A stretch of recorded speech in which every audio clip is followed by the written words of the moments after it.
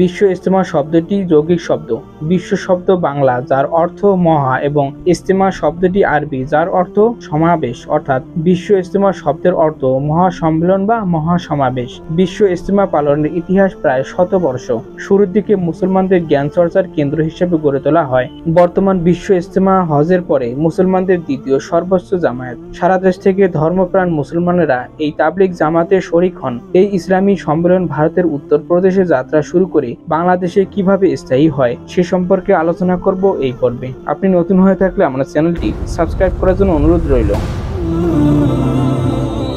বর্তমান বিশ্ব ইজতেমা তুরাগ নদীর তীরে টঙ্গীতে পালিত হচ্ছে। ভারতের উত্তরপ্রদেশে শাহরানপুর এলাকায় সূচনা করেন তৎকালীন ইসলামী চিন্তাবিদ মাওলানা ইলিয়াস কান্নলভী রহমতুল্লাহ আলাই। তিনি বুঝতে পেরেছেন যে ভারতের মুসলমানরা ইসলামিক জ্ঞান ও ধর্মশিক্ষা থেকে পিছিয়ে পড়েছেন। তাই তিনি ইসলামিক আদর্শ সবার মাঝে ছড়িয়ে দেওয়ার জন্য একটি সংগঠন প্রতিষ্ঠা করেন যার নাম দেওয়া হয় তাবলিগ জামায়াত। তাবলিগ জামায়াতের প্রধান উদ্দেশ্য ধর্ম শিক্ষা ও ইসলামী আদর্শে জীবনযাপনে উদ্বুদ্ধ করা। মাওলানা ইলিয়াস রহমতুল্লাহ আলাই প্রচার প্রচারণা বাড়ানোর জন্য বিভিন্ন জায়গায় সমাবেশের আয়োজন করেন। প্রথম সমাবেশ তথা ইজতেমা পালিত হয় 1927 সালে শাহরানপুরে। এই ইজতেমায় ভারতের বিভিন্ন স্থান থেকে তাবলিগ জামাতের অনুসারীরা অংশগ্রহণ করেন। ইসলামী চিন্তাবিদ মাওলানা ইলিয়াস কান্নলভী রহমতুল্লাহ আলাই ব্যাপক প্রচারণার মাধ্যমে ভারতবর্ষে ছড়িয়ে দেন।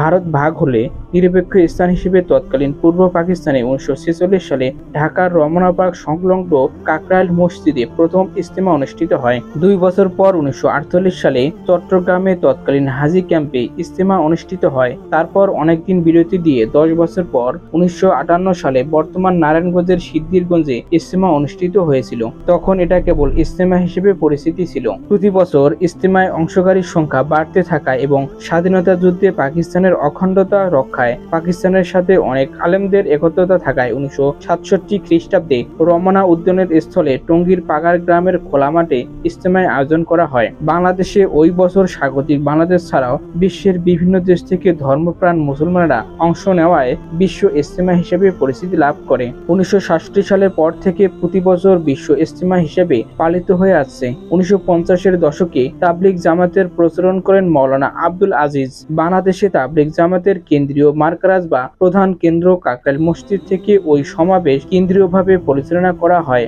বছরের শুরুতে জানুয়ারি মাসে অর্থাৎ শীতকালে 3 দিন ব্যাপী এই বিশ্ব ইজতেমা পালিত হয়ে আসছে। আখরি মোনাজাতের মাধ্যমে পরিসমাপ্তি ঘটে। 1972 খ্রিস্টাব্দ থেকে বর্তমান অবধি বিশ্ব ইজতেমা টঙ্গীর কহর দাঁড়িয়াখ্যাত তুরাগ নদীর উত্তর পূর্ব তীর সংলগ্ন ডোবা নালা উঁচু নিচু মিলিয়ে রাজউকের হুকুম দখলকৃত 160 একর জায়গায় বিশাল খোলা মাঠে অনুষ্ঠিত হচ্ছে। প্রতি বছর বাংলাদেশের প্রত্যন্ত গ্রাম শহর বন্দর থেকে লাখ লাখ ধর্মপ্রাণ মুসলমান এবং বিশ্বের প্রায় 50 থেকে 55টি দেশের তাবলিগি দিনদার মুসলমান জামাত সহ 25 থেকে 30 লক্ষাধিক মুসল্লি বিশ্বের দ্বিতীয় বৃহত্তম আন্তর্জাতিক ইসলামী মহাসম্মেলন বা বিশ্ব ইজতেমায় অংশ নেন।